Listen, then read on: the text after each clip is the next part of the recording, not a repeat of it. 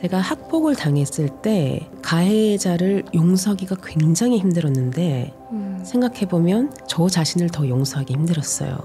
그런 일을 당하게 방치를 한 바보 같았던 내가 더 미웠던 거죠. 아마 많은 피해자들이 그렇게 느낄 거예요. 그래서 자신에 대한 다정함, 정말 조건 없는 다정함, 그게 첫 번째로 저를 구해줬던 거고요. 정말 럭셔리 라이프인 게 아니라 아주 사소한 행동부터 계속 꾸준히 해왔죠. 가장 중요한 것은 부족하고 못난 자신의 모습을 허락하는 것. 자기 자신은 꼭 용서하라.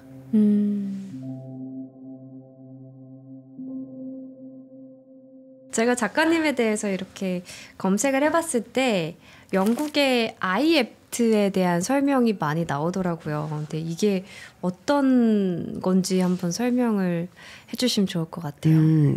IAPT는 약자인데 Improving Access to Psychological Therapy. 그러니까 기존에 접근하기 굉장히 어려웠던 심리치료의 문턱을 낮춰서 각 동이나 구 이런 단위의 심리치료소, 그러니까 국민심리치료소 같은 그런 시설들을 전국 단위로 설치를 한 거예요.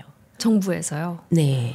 그럼 영국에서는 전 국민에게 무료로 이렇게 심리치료를 받을 수 있는 길을 열어준 거네요? 그렇죠. 그러면 이제 심리치료사님은 정말 많은 나라에서 온 사람들을 만나보셨을 거잖아요. 네, 맞아요. 또 특히 런던은 다른 영국 도시들과 달라요. 거의 300개 정도의 언어가 사용되는 그런 도시고 정말 버스 안에만 딱 서 있어도 10개 국어가 들려요. 그 정도로 글로벌한 도시구나. 종교라든지 국적, 언어 굉장히 다양한 분들 많이 오시고 나이대도 저는 성인 서비스니까 18세부터 뭐 살아 계실 때까지 92세, 뭐 100세 오실 수 있으면 오시는 거. 와. 그렇죠.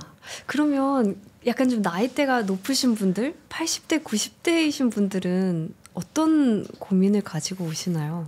우울증, 노인 우울증이 좀 많이 있는 것 같아요. 그리고 또 우울 불안은 워낙 흔한 그쵸. 그런 증상이긴 네. 하니까 보통 우울 불안을 같이 겪는 경우가 많거든요. 그런 증상들을 많이 오시죠. 그리고 고립감 이런 것 때문에 오시는 분들도 있고. 근데 참 영국에서는 국민의 정신건강에 관심이 많은 것 같더라고요. 그래서 2018년에 외로움부가 생겼다고, 장관도 임명이 되셨다고 들었거든요. 네네. 너무 파격적인 거예요. 외로움부. 그렇죠. 파격적이고 그 상징적인 의미 자체가 있다고는 봐요.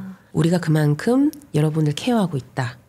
기본적인 의식주뿐만 아니라 이런 정신건강 문제, 사회 문제도 우리가 심각하게 받아들이고 있다. 이런 식으로 이해하시면 될 것 같아요. 그럼 작가님은 정말 다양한 사람들을 만나고 계실 텐데 경제 상황이 좋은 분도 있을 거고 어려운 분도 있을 거고, 근데 사람들 결국 고민하는 부분들이 다 비슷한가요, 혹시? 그 양상은 다 다르지만 결국 우리는 사회를 벗어나서 살 수가 없으니까 인간관계에서 상처받는 경우가 많죠. 이런 우울 불안도 어떻게 보면 사람들과 부대끼면서 생겨나는 그런 문제라고 생각을 하거든요. 네. 오늘 당장 잘 곳이 없어서 걱정하시는 그런 분들도 있고 또 소위 말해서 이제 귀족 자제들 이런 분들이 오실 때도 있고 스펙트럼이 굉장히 넓습니다.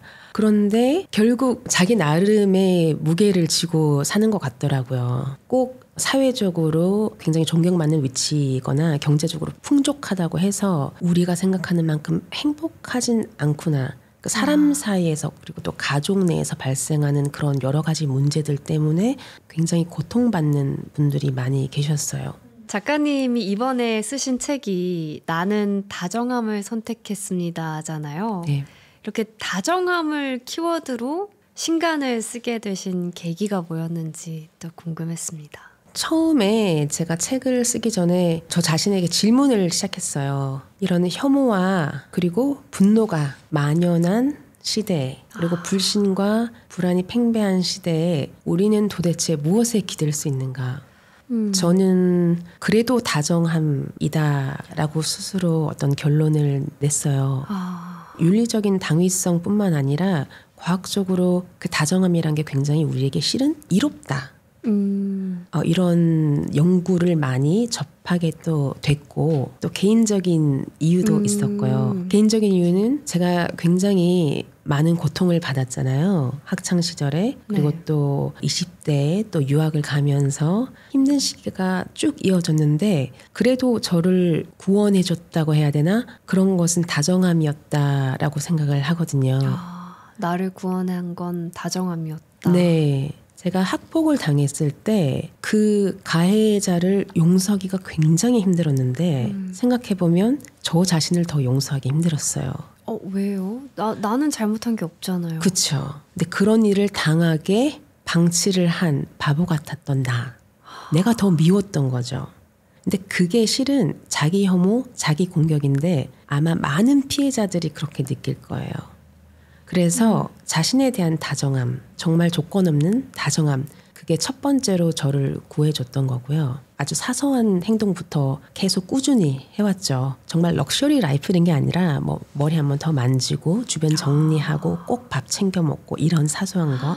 힘든 유학 시절에 또 저를 도와줬던 것도 주변의 아주 소소한 다정함. 주변 사람들이 베푼 다정함이요. 네, 아주 큰 게 아니라도 예를 들면 제가 이렇게 유학을 해서 내 미래가 달라질까? 너무 막막하다. 끝도 없다. 정말. 이럴 때 아니야. 결국은 페이백 할 거야. 돌아올 거야. 이렇게 얘기해줬던 그런 다정한 말들. 제가 주변 사람들에게 베풀었던 그런 소소한 다정함. 이런 것들이 저를 지켜줬던 것 같아요. 그래서 다정함이란 키워드로 이번 책을 쓰게 되신 거였군요. 네. 그래서 그래도 다정함 이렇게 이야기를 했었고 또 많은 사람들이 또 질문을 할 텐데 그럼 이렇게 불신과 불안에 휘둘릴 때는 어떻게 다정함을 지키느냐. 세상 너무 아름답게만 보시는 거 아니냐 이렇게 생각하실 수 있잖아요.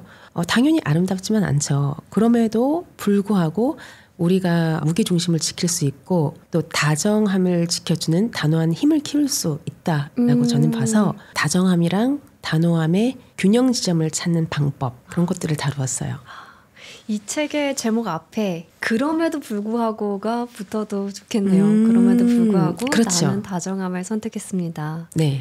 근데 작가님이 방금 이제 개인적인 그런 경험과 상처에 대해서 잠깐 말씀하셨는데 사실 그런 내용을 책에 공개적으로 쓴다는 게 되게 어렵고 용기가 필요한 일이었을 것 같은데 어떻게 그렇게 결심을 하게 되셨는지 궁금했어요. 사실 굉장히 어려웠죠. 특히 심리치료사라는 직업 자체가 자신의 이야기를 하지 않고 client centered, 그러니까 클라이언트 내담자 중심으로 이루어지기 때문에 어떤 무언의 불문율 같은 게 좀 있어요. 자기 얘기를 하지 않는다는. 항상 리스너의 입장에서 들어주는 역할을 하시는 그쵸. 거죠. 왜냐하면 이 시간은 내담자의 시간이니까 내 시간이 아니거든요.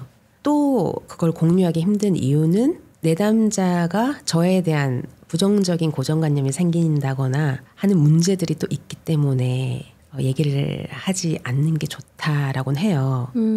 그런데 우리는 AI도 아니고 완전히 백지가 아니잖아요. 그쵸. 그러니까 사람이기 때문에 어떤 캐릭터라든지 뭔가를 가지고 있을 수밖에 없어요. 그리고 또 만약에 내 이야기를 공유하는 것이 이 내담자의 치유에 도움이 된다. 그럴 경우에 한해서 그럴 수 있는 정도만 쉐어를 하거든요. 그래서 나의 이야기를 공유하면 좀 더 진정성이 있겠다. 진정성이라는 것은 나의 솔직한 마음을 곱게 걸러서 또 분명하게 이야기를 해주는 건데 진정성이 있어야지 좀 멀리 갈 수 있지 않겠느냐 이런 생각을 했고요. 또 제가 책을 쓸 때 어떤 생각을 했냐면 네. 진정성이 있다고 해서 내 이야기만 하면 그것은 혼자 울리는 메아리잖아요. 네. 꼭 읽는 사람과 연관성이 있어야 된다. 만나는 지점. 읽는 사람이 이거 내 이야기 같아. 이렇게 느끼는 지점이 있어야 되거든요. 공감할 수 있는 지점이요. relevance, 그러니까 연관성. 그래서 그 연관성과 진정성을 같이 가져가면 읽는 분에게도 마치 자신의 이야기처럼 치유받고 또 길게 오래 갈 수 있지 않을까? 이런 생각에서 쉐어를 하게 됐어요. 진정성을 담으신 거였구나. 네, 근데 좀 부끄러워요. 그러실 수 있을 것 같아요. 네. 그리고 제가 이 책에서 유난히 공감이 됐던 부분이 또 있었거든요. 이 소제목이 손절 리스트가 정답은 아니다인데 유난히 힘들었던 날 집에 돌아와 침대에 쓰러지듯 누워 핸드폰을 꺼내든다. 문득 그들이 나를 만만하게 대하는 이유는 내 탓이 아닐까 하는 의구심이 들면서 인터넷을 뒤져 각종 자가 진단을 해본다. 자존감이 낮은 사람들의 특징을 찾아보니 꼭 내 모습인 것 같다. 마침내 이 모든 것은 자존감이 낮은 자기 탓이라는 생각에 좌절하고 나를 이렇게 키운 부모까지 미워질 지경이다. 나를 이렇게 만든 건 내 잘못이 아니라 그들의 잘못이라고 외치고 싶다. 같은 상처를 반복하지 않으려면 적어도 자신의 자존감을 훔쳐가는 자존감 도둑들을 멀리해야 할 것 같다. 누구를 끊어내야 내 인생이 편안해질까? 마치 살생부를 들여다보듯 손절 리스트를 꼼꼼히 체크한다. 이런 생각을 저도 해본 적이 있었고 또 이 부분을 읽으면서 공감하실 분들도 분명히 있을 것 같거든요. 왜 그 유튜브 영상들 보면 조심해야 될 사람들의 유형. 피해야 되는 유형 이렇게 맞아요. 하면서 나도 나의 자존감 도둑들을 좀 끊어내야겠다. 그렇게 생각했던 시기가 있었어요. 그리고 내 자존감에 대한 문제를 괜히 부모님 탓으로 돌리기도 하고. 근데 작가님은 이 책에서 그럼에도 불구하고 손절 리스트가 정답은 아니다. 우리는 함께 해야 된다라고 쓰셨거든요. 네, 네. 그 손절이라는 게 끊는 거잖아요. 네. 관계를 맺거나 끊거나 이분법적인 구도로 아주 경직된 사고라고 할 수가 있거든요. 그런 방식으로 생각하는 게 아닌가. 일단 만약에 그런 두 가지가 아니라 아주 다양한 선택이 있다면 잠깐 멀리하는 멀어졌다가 가까워졌다가 유동적인 거 유연해야 돼요. 왜냐하면 사고의 경직성이라는 게 우울증이라든지 불안증과 굉장히 연관이 있고 더 취약해져요. 사고가 경직되어 있을 때. 이건 과학적으로도 많이 연구된 부분이거든요. Cognitive Flexibility라고 하는데 두 가지만 생각할 필요가 없다. 그 사람의 성격을 어떻게 판단하기보다 어떤 행위에 대해서 내가 판단을 하고 늘었다 줄였다 하면 되죠. 아주 다양한 선택지가 있어요. 얼마나 거리를 유지할지 그리고 그걸 얼마나 유지했다가 다시 좁힐지.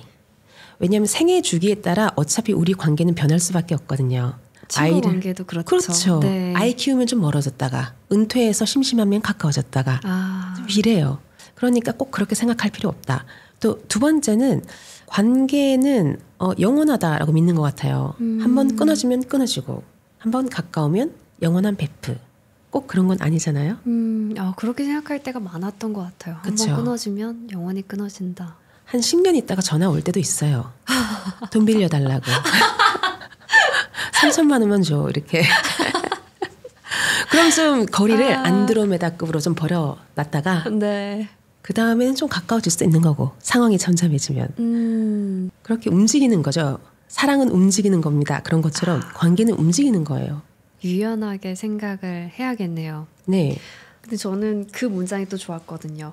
완벽하게 무해한 사람은 없다. 너무 맞는 말인 거예요. 심지어 가족도 서로에게 가끔씩 상처를 줄 때가 있는데 완벽하게 무해한 사람만 찾다 보면은 결국 정말 혼자 살아야 되는 거예요. 그렇게 다 그렇죠. 끊어내다 보면. 완벽주의적인 생각이긴 하죠. 그만큼 내가 상처받기 싫다. 어떤 유해함도 내가 견디기 힘들다. 작게 긁혀도 치명적인 내상을 입을 거야. 이런 생각, 자신의 기초체력, 심리적인 기초체력을 믿지 못하는 거죠. 이 정도는 좀 감내할 수 있을 거야. 많이 안 다칠 거야. 좀 다쳐도 많이 아프지 않을 거야. 이런 생각을 못하는 거예요. 그리고 또 이렇게 깊이 다치긴 다쳐도 또 회복이 될 거야. 이렇게 믿는다면 괜찮을 텐데 자신의 회복 탄력성을 또 믿지 못하는 거거든요. 그러니까 상처받기 싫고 또 상처 주기도 싫은 거죠. 다른 사람에게 내가 해를 끼쳐서 다른 사람도 나처럼 상처받을 거야. 내가 그런 빌런이 될 거야. 두려운 거죠. 그러니까 상처받기도 싫고 상처 주기도 싫고. 그래서 좀 차단하게 되는 아주 연약한 자아를 보호하기 위한 일종의 자기 보호 행동이 아닌가 하는 생각이 들어요. 근데 약간의 상처와 긁힘은 어떻게 보면 더 건강한 자신을 위해서 필요한 거죠. 그렇죠.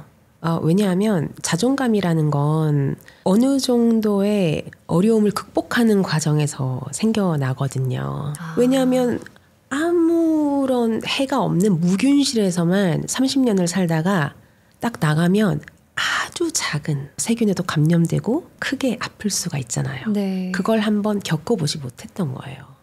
우리 마음도 좀 비슷하지 않나 해요. 그래서 그걸 극복하는 과정에서 내가 이 정도 내공은 좀 있지. 그리고 이런 비슷한 어려움이 왔을 때도 과거를 보니까 내가 이 정도는 좀 견딜 수 있었어. 힘들긴 하지만 딱 힘든 만큼만 아파하지 그 이상 더 아프지 않아도 돼. 이겨내본 경험이 생기는 거네요. 그렇죠. 그런 데서 자존감이 더 탄탄해진다. 그러니까 자존감이라는 것은 높으면 평생 높고 낮으면 평생 낮고 결정된 거야. 이게 아니고 아무리 자존감이 높다고 하는 사람도 어느 순간에는 깨지고 다치고 그럴 수 있거든요. 그러니까 극복하고 그걸 수습하는 과정에서 우리가 자존감이 자라나는 거고 네. 자존감이라는 건 원래 올라갔다 내려갔다 들쑥날쑥해요. 그럼 그게 뭐가 문제냐. 안정적인 거, 그 기복이 크지 않은 거, 탄탄한 거, 그게 건강한 거거든요.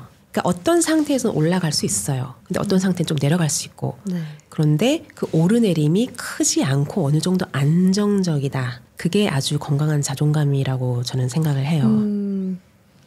작가님의 말씀을 들어보면 사실 어렸을 때부터 10대 때부터 되게 똑부러지게 스마트하게 잘 대처하셨을 것 같다는 생각이 들었는데 또 아까 힘들었던 시기에 대해서 말씀해 주셨잖아요. 네. 그때 겪은 어떤 사회 불안 증세 이런 거에 대해서 얘기를 해 주실 수 있으실까요? 네. 제가 청소년기 때 굉장히 정서적으로 불안했던 것 같아요. 잘 상상이 안 돼요, 사실. 우리가 학교나 가정에서 이런 소통법이라든지 소셜 스킬에 대해서 잘 가르쳐주지 않는 면이 있는 것 같아요. 특히 그 당시에는 제가 한 중2 때였어요. 그때 굉장히 사춘기를 거치면서 불안정한 시기를 겪게 되거든요. 아이들이. 그리고 또 자아에 대해서 굉장히 불확실하고 사람들이 나를 어떻게 볼까? 사회 속에서 나의 정체성을 좀 찾아가는 그런 시기이기도 하고요. 그리고 우리 뇌 자체가 굉장히 불안정한 시기예요. 가지치기를 많이 하는 그런 시기라서 우리 뇌가 쓰면 쓸수록 좋아진다는 말 하잖아요. 그래서 그게 긍정적이든 부정적이든 쓰는 회로를 계속 두껍게 만들고 마치 고속도로를 뚫는 것처럼 안 쓰는 건 가지치기를 해서 효율성을 좀 극대화시키거든요. 그런 과정에서 예를 들면 이런 것과 비슷해요. 가지치기 자르고 나면 그 잔가지들이 둥둥둥둥 떠다니잖아요. 마치 그런 것처럼 이사 가기 전에 이삿짐 다 풀어놓고 엉망이잖아요. 그런 상태랑 좀 비슷한 거예요. 정신없는 상태. 정리하는 과정인데 그 과정은 굉장히 혼란스럽잖아요. 그런 시기였는데 학폭이랄까 그런 경험을 했어요. 아주 사소한 이유였긴 했는데 왜 친한 친구, 베프 이런 게 중요한 시기잖아요. 그렇죠. 네. 나의 단짝. 그랬던 베프가 있었는데 내가 다른 친구랑 친해졌으니까 사실 관계는 움직이는 거고 서로 친구 관계를 탐색하는 건데 그럼요. 그걸 네. 견디지 못했던 것 같아요. 그래서 좀 없는 말을 지어내서 모함을 해서 아이들에게 따돌림을 당했었어요. 제가 하지 않은 일로. 그래서 한 20명 정도 아이들을 몰아서 운동장으로 가더라고요. 20명이 작가님 운동장으로 데리고 갔다고요? 예, 그랬어요. 그래서 제가 아직까지 생생하게 기억 남는 게 내려가는 길에 제가 한 아이에게 물어봤죠. 나랑 정말 상관없는 아이, 나를 잘 모르는 아이까지 오길래 사실 대부분은 나를 모르는 아이였어요. 그 주동자 한 명 외에는. 근데 궁금한데 너는 왜 온 거지? 나한테 불만 있었으면 말을 하지 그랬어. 하니까 다른 애들이 하니까 그냥 따라왔어. 이렇게 얘기를 하더라고요. 그래서 그때 충격이 굉장히 컸었어요. 그러니까 제가 기억이 나는 게 제가 앉아있고 한 20명이 쫙 있고 이제 북한에 뭐라고 하죠? 인민재판? 그런 것처럼 그 스포트라이트가 저한테 막 쏟아지는데 내가 아무리 변명을 하고 설명을 해도 끝이 없는 거. 그냥 제가 싫었던 거예요. 그래서 나는 포기해야겠구나. 이해받기를 원하면 안 되는구나. 그러고 나서 이게 마음이 탁 닫혔어요. 그래서 사회불안장애가 보통 대인공포증이라고도 많이 부르는데 그때 제가 겪었던 증상은 시선의 감옥에 갇힌 그런 느낌. 어디를 가든지 누가 나를 감시하고 24시간 카메라가 따라다니는 그런 느낌. 정말 탈출구가 없는 그런 느낌. 그래서 social anxiety를 겪을 때는 사람들과 부대끼고 만나는 것 자체가 굉장히 공포예요. 어떤 공포냐? 저 사람이 날 어떻게 생각하지? 나를 부정적이게 생각하진 않을까? 이런 작은 생각의 씨앗 하나도 정말 못 견디게 힘든 거예요. 나를 부정적으로 생각할까 봐, 좀 좋지 않게 생각할까 봐. 그런 걸 항상 마음에 두고 있으니까 굉장히 피로감이 크죠. 그렇죠. 그래서 또 다른 특징은 self as a social object라고 하거든요. 네. 그러니까 자신이 주체가 아니라 사회의 객체, 관찰되는 대상. 항상 대상화를 시키는 거예요. 그래서 내가 어디를 가더라도 이 사람의 비칠 내 모습은 얼마나 초라하고 한심해 보일까 하는 그 이미지가 있어요. 네. 항상 따라다녀요. 그러다 보니까 굉장히 긴장감이 크겠죠. 항상 사람들이 있는 곳은 힘들고 심장 박동이 빨라지고 호흡도 빨라지고 땀이 날 때도 있고 소화가 잘 안 돼서 꾸물럭거릴 때도 있고 안절부절 못하고 그러다 보니까 행동에도 변화가 있죠. 누가 날 보지 않을까 계속 신경을 쓰고 네. 동선도 미리 계획하고 내가 애들을 피하려면 여기 A에서 B까지 이렇게 가야겠다. 아니면 집에 가는 길에 얘들을 피하기 위해서는 내가 10분 있다 가야겠다. 이런 식으로 미리 모든 것을 계획하고 이게 리허설이라고 해요. 무슨 말을 어떻게 할지 미리 각본을 다 짜야 되는 거죠. 불안하니까. 그러지 않으면 훅 들어오는 한 방에 내가 대응하지 못할 거라고 생각을 하니까요. 그런 소소한 행동들도 다 이게 소셜 앵자이티의 행동적 특징이라고 할 수가 있거든요. 그런 일을 겪었었어요. 그러면 그런 사회 불안장애는 언제쯤부터 극복이 되신 것 같으세요? 오래 걸렸어요. 한 8년 걸린 것 같아요. 그게 확 좋아진다기보다 점차 아주 천천히 회복을 하는 거였고 사실은 제가 외국에 가면서 네. 이제 시선의 감옥이란 것에 약간 자유로워진 느낌을 받을 때부터 약간 나 자신에 대한 실험을 시작했거든요. 그러면서 좋아진 건데 그게 알고 보니까 제가 하는 인지행동 심리치료의 어떤 치료 기법이기도 하더라고요. 어떤 기법이었나요? 사회 실험이라고도 하는데요. 네. 뭐 아주 작은 것부터 시작할 수 있는 거예요. 나를 관찰하는 건가요? 그러니까 내가 하지 말아야지 이렇게 하면 안 돼 하는 그런 틀들이 있잖아요. 네. 생각의 틀. 그것들을 파악해서 조금 깨보는 거죠. 그래서 꼭 이렇게 살지 않아도 되는구나 하고 스스로 깨닫는 거예요. 예를 들면 거절을 못했다면 아무도 모르는 이곳에서 내가 작은 거절을 계속 해보는 거죠. 그러니까 성격이 아니라 이거 내가 할 수 있는 사람이네? 내가 타고난 성격이 아니라 이게 가능한 거네? 라는 걸 계속 제가 체득을 한 거예요.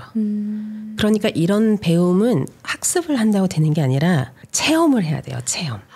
직접 몸으로 부딪혀 봐야 되는 거네요. 그렇긴 해요. 사실 이게 가령 책 보고 연애한다고 안 하잖아요. 그렇죠. 그것처럼 테니스도 책만 두꺼운 거 100권 보고 테니스를 잘 치진 않아요. 팔 각도를 이렇게 해서 오른발을 뒤로 하고 이렇게 다 계산하면서 하지 않거든요. 그게 자연스럽게 몸에 익을 때까지 계속 해보는 게 제일 중요하긴 해요.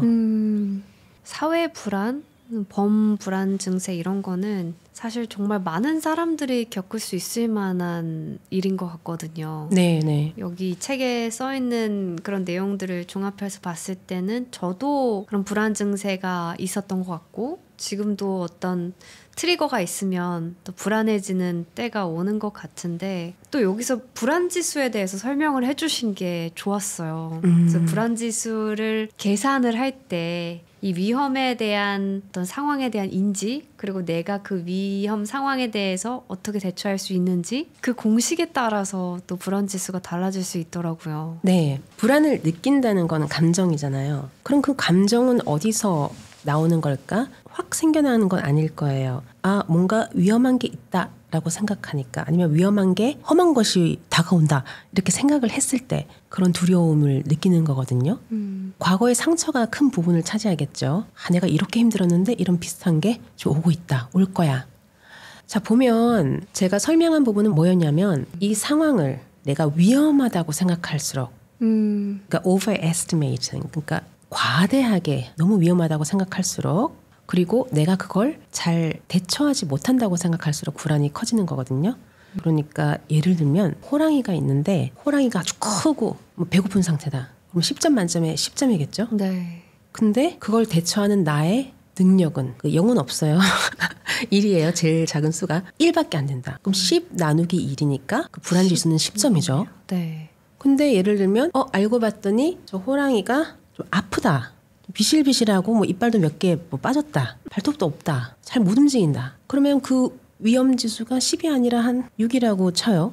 그리고 나는 총도 가지고 있고 옆에 도와주는 사람들도 있고 그리고 마취 주사도 있고 그런 상태다. 그럼 그걸 대처할 수 있는 나의 능력은 한 3이다. 그럼 불안 지수는 6 나누기 3 한 2 정도밖에 안 되겠죠. 네. 그러니까 아무리 그 상황이 좀 위험하다, 위협적이다 해도 그게 10점이라도 그걸 대처하는 나의 능력을 믿으면, 그게 높다면 불안 지수는 내려갈 수 있거든요.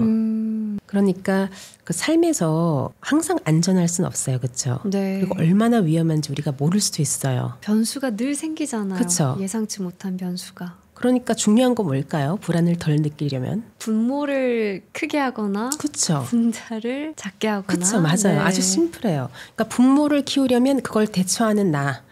어렵긴 하지만 어느 정도 대처할 수 있을 거야. 할 수 있을 거야. 그런 네. 믿음이 있다면 불안은 좀 줄어들게 돼요. 그리고 분자는 작을수록 좋은데 불확실할수록 우리가 그 상황을 위험하다고 과대평가하는 경향이 그쵸. 있죠. 맞아요. 불확실성에 대한 두려움. 그렇죠. 그럼 불확실한 상황을 좀 재밌는 상황이네? 새로운 기회네? 라고 바라볼 수도 있는 거잖아요. 그렇죠. 우연한 그런 기회네? 우연한 즐거움이네? 이렇게 볼 수도 있죠.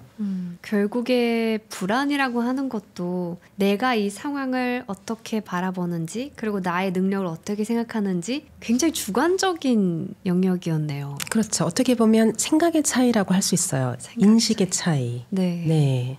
그리고 여기서 다정함이 좀 중요해요. 여기서도. 왜냐하면 이런 다정함이 우리에게 안정감을 주고 또 신뢰하고 협력할 수 있도록 도와주거든요. 그래서 굉장히 이로워요. 다정함이 또 거기서 들어가는군요. 네. 마지막으로 또 이 책에 대해서 하실 말씀이 있으실까요?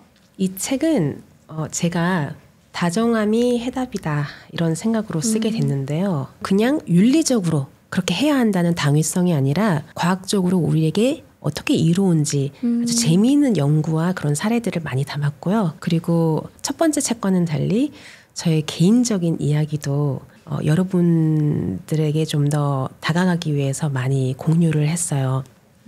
또 제가 첫 책을 내고 나서 많은 질문들을 받았는데요. 그 질문 중에서 상처 주는 사람은 아무것도 안 하는데 왜 나만 이렇게 항상 강의를 듣고 책을 읽어야 되느냐, 억울하다.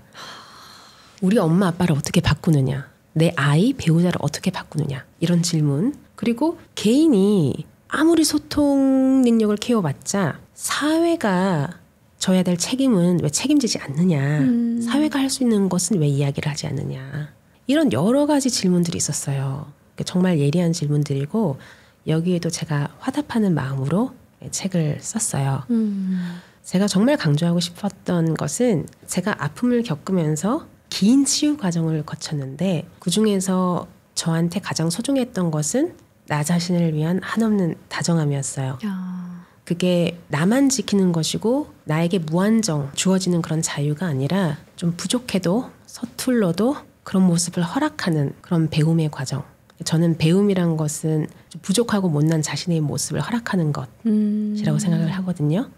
크고 작은 어려움을 극복하는 과정에서 자존감을 탄탄하게 할 수 있도록 기다려주는 것, 그리고 자신의 마음의 양육자가 되어주는 것, 그것이 소중하다고 생각을 했고 아주 실용적으로 자신을 지킬 수 있고 관계를 지킬 수 있는 그런 방법을 다뤘어요. 자기 혐오와 그리고 또 자기 부정, 자기 공격, 그런데 많이 시달리는 분들이 계실 거예요. 과거의 상처로 인해서. 그런데 그 사람들을 용서하진 않아도 돼요. 자기의 몫이니까요. 그게 아무리 본인에게 이롭다고 해도 그럴 준비가 안 됐으면 그럴 수 없는 거잖아요. 그런데 저는 가장 중요한 것은 자기 자신은 꼭 용서하라. 자기 자신을 용서하고 너그럽게 품어줄 수 있는 그런 실용적인 방법. 위안과 위로뿐만 아니라 그런 방법까지 모두 다루어 보았어요. 저도 이 책을 읽으면서 다정함이 왜 중요한지, 우리가 왜 다정함을 선택해야 되는지 설득이 되더라고요. 말씀하신 것처럼 존 내쉬의 게임 이론까지 인용을 하시면서 이 효용이 증명된 거라는 걸 보여주셨고, 그렇게 이론적인 거 외에도 우리가 쉽게 실천해 볼 수 있는 그런 유용한 팁들이 실려 있어서 너무 재밌게 읽었습니다. 저도 이걸 쓰면서 사실 많이 울기도 했어요. 그리고 저 스스로 어떤 치유의 과정이 됐던 것 같아요. 참 안타깝고 안 됐다는 생각이 들더라고. 그 작은 아이가 왜 도움을 구하지 못했을까. 안타깝다. 그런 마음이 들었고, 다른 사람은 이제 돈을 내고 치료를 받는데 저는 독자 여러분들이 돈을 내고 제 책을 사주면서 제가 치유를 받을 수 있으니까 얼마나 또 이 좋은 일인가 이런 생각을 했어요. 작가님의 그런 솔직한 경험담과 상처를 읽으면서, 작가님의 경험에 대해서 읽으면서 치유받으실 분들이 분명히 있을 거라고 생각을 합니다. 작가님의 다정함에 대한 메시지가 더 널리 퍼지길 바라겠습니다. 감사합니다. 감사합니다. 난 여기 있어. 단어 속에 잠긴 세계, 끝없는 여행이 시작돼. 나는 책을